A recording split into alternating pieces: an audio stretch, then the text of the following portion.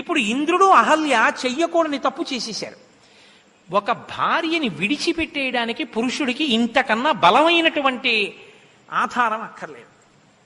మీరు బాగా గమనించండి. వదిలిపెట్టేశాడా గౌతముడు? నేను నిన్ను వదిలిపెట్టేస్తున్నానన్న మాట అన్నాడా?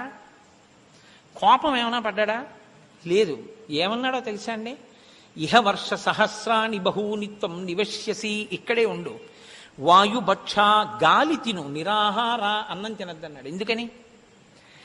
నీవు తిన్న అన్నం నీ మనసు వేరొకరి మీద లగ్నమయ్యుండగా తిన్న అన్నంలో 6వ వంతు నీ మనసుగా మారుతూ నీ మనసులో రజోగుణ తమోగుణ ప్రభావాన్ని పెంచి పెద్ద చేసింది.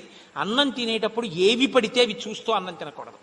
పిల్లల్ని కూడా టీవీ సీరియల్ దగ్గర కూర్చోబెట్టి పాలిస్తే, పిల్లల్ని కూడా టీవీ సీరియల్ దగ్గర కూర్చోబెట్టుకుని అన్నం పెడితే పాత్రలకున్న వ్యగ్రత పిల్లలకి వస్తుంది. వాడు